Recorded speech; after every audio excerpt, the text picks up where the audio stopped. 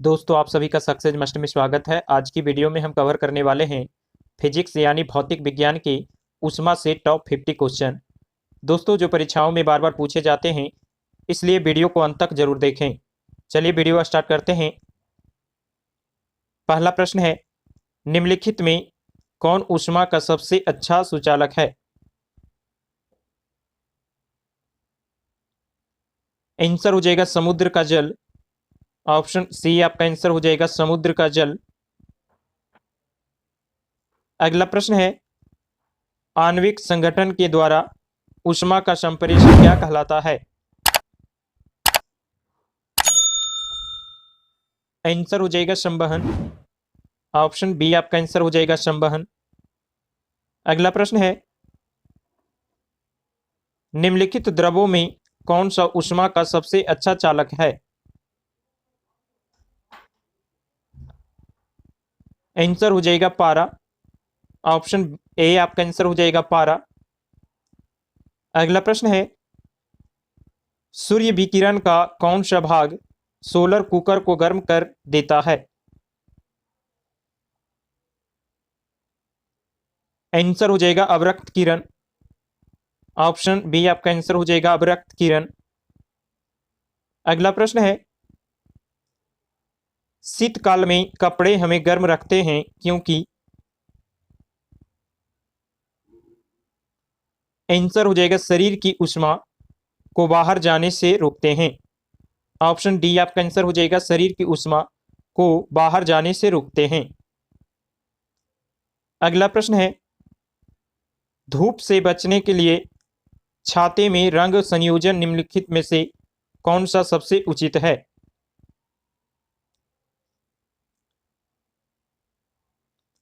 Answer हो जाएगा ऊपर सफेद नीचे काला। ऑप्शन बी आपका आंसर हो जाएगा ऊपर सफेद नीचे काला। अगला प्रश्न है, सुबह का सूरज इतना गर्म नहीं होता जितना दोपहर का क्योंकि?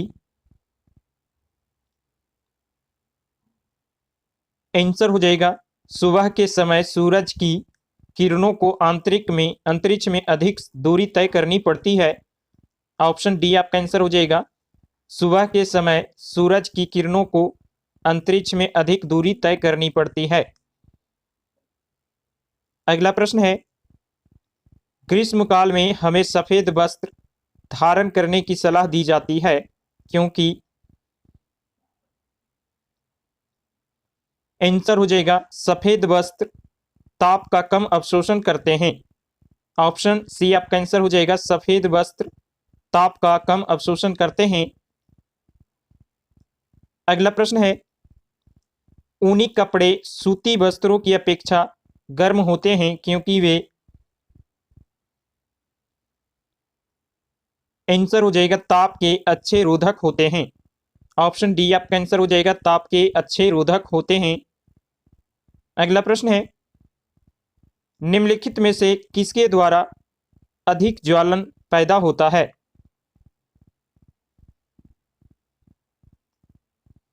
आंसर हो जाएगा भाप। ऑप्शन बी आपका आंसर हो जाएगा भाप। अगला प्रश्न है, अच्छे उत्सर्जक अच्छे अवशोषक होते हैं, यह नियम है? आंसर हो जाएगा किरचॉफ का नियम। ऑप्शन ए आपका आंसर हो जाएगा किरचॉफ का नियम। अगला प्रश्न है,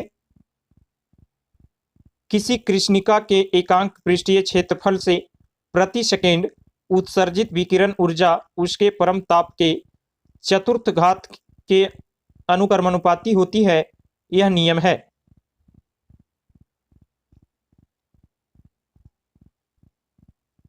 आंसर हो जाएगा स्टीफन का नियम। ऑप्शन सी आपका आंसर हो जाएगा स्टीफन का नियम। अगला प्रश्न है, स्टीफन के नियम के अनुसार कृष्णिका द्वारा उत्सर्जित चमकदार ऊर्जा निरपेक्ष तापमान की किस घात के समानुपाती होती है? आंसर हो जाएगा T4। ऑप्शन सी आपका आंसर हो जाएगा T4। अगला प्रश्न है, किसी वस्तु के ठंडे होने की दर वस्तु तथा उसके चारों ओर के माध्यम के तापमांतर के क्रमानुपाती होती है। यह नियम है।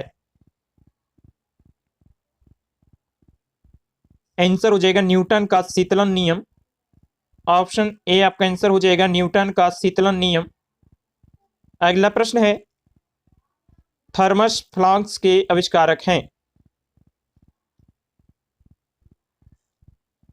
आंसर हो जाएगा डेवर। ऑप्शन ए आपका आंसर हो जाएगा डेवर।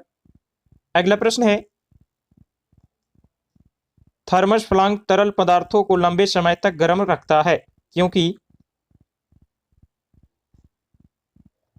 आंसर हो जाएगा चमकदार आंतरिक दीवार तथा बाह्य आवरण की दोहरी दीवारें ऊष्मा का निकलने से या प्रविष्ट होने से रोकती है। ऑप्शन सी आपका आंसर हो जाएगा चमकदार आंतरिक दीवार तथा बाह्य आवरण की दोहरी दीवारें ऊष्मा का निकालने या प्रविष्ट होने से रोकती है। अगला प्रश्न है, किस विधि से ऊष्मा हस्तांतरण को न्यूनतम करने के लिए थर्मस फ्लास्क की दीवारें का परकलई की जाती है? आंसर हो जाएगा विकिरण। ऑप्शन सी आपका आंसर हो जाएगा विकिरण। अगला प्रश्न है, किसी पदार्थ के एकांक द्रव्यमान का ताप 1 डिग्री सेल्सियस बढ़ाने में लगी ऊष्मा है। आंसर हो जाएगा विशिष्ट ऊष्मा। ऑप्शन ए आपका आंसर हो जाएगा विशिष्ट ऊष्मा। अगला प्रश्न है, निम्नलिखित में से किसमें सर्वोच्च विशिष्ट ऊष्मा का मान होता है? आंसर हो जाएगा जल। ऑप्शन डी आपका आंसर हो जाएगा जल। अगला प्रश्न है, मोटर गाड़ी के रेडिएटर को ठंडा करने के लिए पानी का व्यवहार किया जाता है क्योंकि। आंसर हो जाएगा पानी की विशिष्ट ऊष्मा अधिक होती है। ऑप्शन ए आपका आंसर हो जाएगा पानी की विशिष्ट ऊष्मा अधिक होती है। अगला प्रश्न है, निम्न तापीय इंजनों क्रायोजेनिक इंजन का अनुप्रयोग होता है। आंसर हो जाएगा रॉकेट प्रौद्योगिकी में। ऑप्शन सी आपका आंसर हो जाएगा रॉकेट प्रौद्योगिकी में। अगला प्रश्न है, निम्न तापीय परीक्षण के किस ताप पर किया जाता है? आंसर हो जाएगा -196 डिग्री सेल्सियस। ऑप्शन डी आपका आंसर हो जाएगा -146 डिग्री सेल्सियस। अगला प्रश्न है, किसी ठोस पदार्थ के बिना द्रव में बदले सीधे वाष्प अवस्था में परिवर्तित होने को कहते हैं? आंसर हो जाएगा ऊर्ध्वापातन। ऑप्शन सी आपका आंसर हो जाएगा ऊर्ध्वापातन। अगला प्रश्न है, जिस ताप पर कोई ठोस पदार्थ ऊष्मा पाकर द्रव में परिणत होता है कहलाता है? आंसर हो जाएगा गलनांक। ऑप्शन बी आपका आंसर हो जाएगा गलनांक। अगला प्रश्न है, जिस ताप पर कोई द्रव्य ऊष्मा पाकर वाष्प में बदलता है कहलाता है? आंसर हो जाएगा क्वथनांक। ऑप्शन सी आपका आंसर हो जाएगा क्वथनांक। अगला प्रश्न है, शुद्ध पदार्थ में कोई अन्य पदार्थ मिला देने पर उसके गलनांक पर क्या प्रभाव पड़ता है? आंसर हो जाएगा घट जाता है। ऑप्शन बी आपका आंसर हो जाएगा गलनांक घट जाता है। अगला प्रश्न है, मिश्र धातुओं के गलनांक उनके अवयवी धातुओं की अपेक्षा निम्न होते हैं। ऑप्शन ए आपका आंसर हो जाएगा निम्न होते हैं। अगला प्रश्न है, द्रव से वाष्प में पदार्थ के अवस्था परिवर्तन को कहते हैं? आंसर हो जाएगा वाष्पन। ऑप्शन बी आपका आंसर हो जाएगा वाष्पन। अगला प्रश्न है, ठोस से द्रव में पदार्थ की अवस्था परिवर्तन को कहते हैं। आंसर हो जाएगा गलन। ऑप्शन ए आपका आंसर हो जाएगा गलन। अगला प्रश्न है, दाब बढ़ने से किसी द्रव का क्वथनांक। आंसर हो जाएगा बढ़ेगा। ऑप्शन बी आपका आंसर हो जाएगा बढ़ेगा। अगला प्रश्न है, अपद्रव्यों को मिलाने से गलनांक पर क्या प्रभाव पड़ता है। आंसर हो जाएगा घटता है। ऑप्शन बी आपका आंसर हो जाएगा घटता है। अगला प्रश्न है, पानी कब उबलता है। आंसर हो जाएगा जल का स्थितीय वाष्प दाब वातावरणीय दाब के बराबर होता है। ऑप्शन सी आपका आंसर हो जाएगा जल का स्थितीय वाष्प दाब वातावरणीय दाब के बराबर होता है। अगला प्रश्न है, पानी का त्रिगुणात्मक बिंदु ट्रिपल पॉइंट होता है।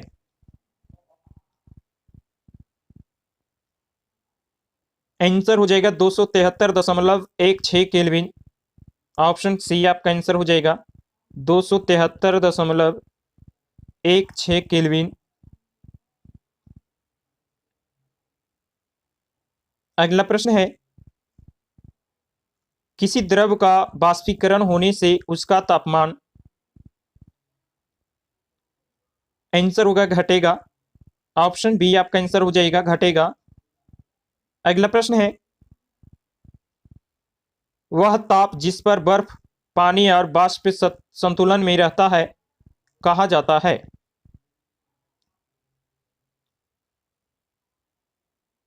आंसर हो जाएगा त्रिक बिंदु। ऑप्शन डी आपका आंसर हो जाएगा त्रिक बिंदु। अगला प्रश्न है, चावल को पकाने में कहाँ अधिक समय लगेगा। आंसर हो जाएगा माउंट एवरेस्ट पर। ऑप्शन डी आपका आंसर हो जाएगा माउंट एवरेस्ट पर। अगला प्रश्न है, जल का क्वथनांक बॉइलिंग पॉइंट। आंसर हो जाएगा जल की खुली सतह के ऊपर के दाब पर निर्भर करता है। ऑप्शन डी आपका आंसर हो जाएगा जल की खुली सतह के ऊपर के दाब पर निर्भर करता है। अगला प्रश्न है, ऊंची पहाड़ियों पर हिमपात क्यों होता है। आंसर हो जाएगा ऊंची पहाड़ियों पर तापमान हिमांक से कम होता है, अतः जल वाष्प जमकर बर्फ बन जाती है। ऑप्शन सी आपका आंसर हो जाएगा ऊंची पहाड़ियों पर तापमान हिमांक के कम होता है, अतः जल वाष्प जमकर बर्फ बन जाती है। अगला प्रश्न है, किसी पहाड़ी की चोटी पर जल अपेक्षाकृत कम ताप पर ही उबलने लगता है क्योंकि। आंसर हो जाएगा वायुमंडलीय दाब कम रहता है। ऑप्शन ए आपका आंसर हो जाएगा वायुमंडलीय दाब कम रहता है। अगला प्रश्न है, तेज हवा वाली रात्रि में ओस नहीं बनती है क्योंकि। आंसर हो जाएगा बाष्पीकरण की दर तेज होती है। ऑप्शन ए आपका आंसर हो जाएगा बाष्पीकरण की दर तेज होती है। अगला प्रश्न है, ठोस कपूर से कपूर वाष्प बनाने की प्रक्रिया को कहते हैं। आंसर हो जाएगा ऊर्ध्वापातन। ऑप्शन डी आपका आंसर हो जाएगा ऊर्ध्वापातन। अगला प्रश्न है, बर्फ के दो टुकड़ों को आपस में दबाने पर टुकड़े आपस में चिपक जाते हैं क्योंकि। आंसर हो जाएगा दाब अधिक होने से बर्फ का गलनांक घट जाता है। ऑप्शन ए आपका आंसर हो जाएगा दाब अधिक होने से बर्फ का गलनांक घट जाता है। अगला प्रश्न है, बर्फ पर स्केटिंग करना प्रदर्शित करता है कि दाब बढ़ाने पर बर्फ का गलनांक। आंसर हो जाएगा घट जाता है। ऑप्शन सी आपका आंसर हो जाएगा घट जाता है। अगला प्रश्न है, किसी द्रव का उसके क्वथनांक से पूर्व उसके वाष्प में बदलने की प्रक्रिया को क्या कहते हैं? आंसर हो जाएगा बाष्पीकरण। ऑप्शन ए आपका आंसर हो जाएगा बाष्पीकरण। अगला प्रश्न है, पहाड़ों पर पानी निम्नलिखित तापमान पर उबलने लगता है। आंसर हो जाएगा 100 डिग्री सेल्सियस से कम।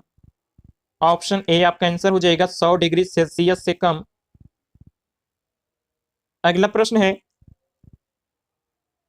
वह उत्सर्जित या अवशोषित ऊष्मा जो पदार्थ का अवस्था परिवर्तन तो करती है परंतु ताप में किसी प्रकार की परिवर्तन नहीं करती कहलाती है।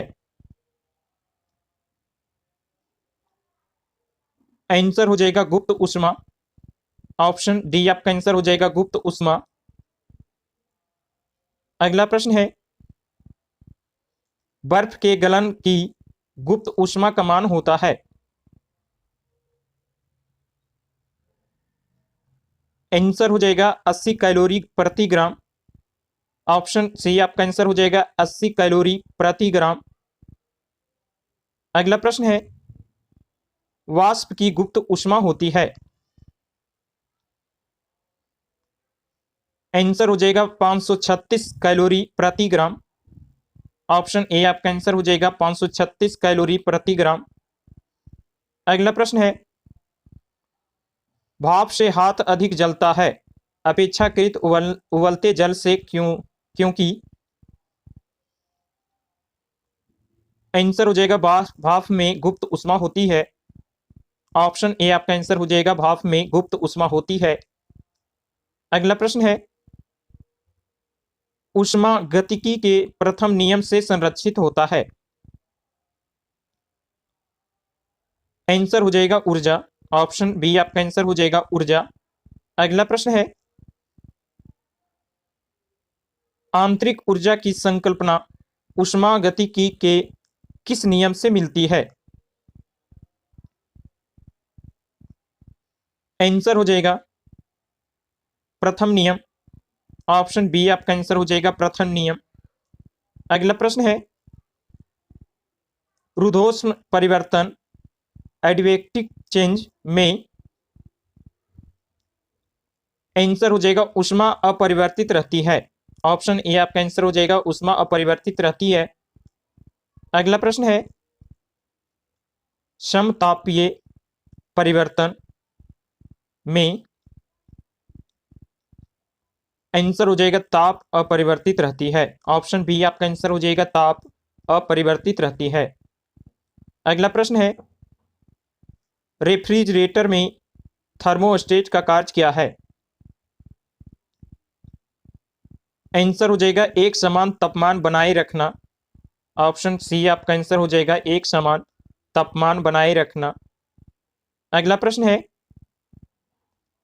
ऊष्मा गतिकी का प्रथम नियम किस अवधारण की पुष्टि करता है?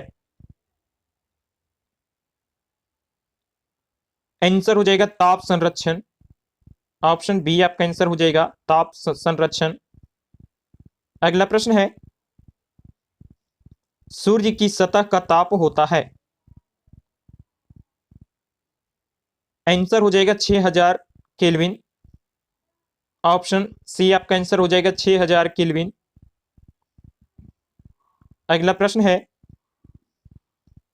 गर्म मौसम में पंखा चलाने से आराम महसूस होता है क्योंकि।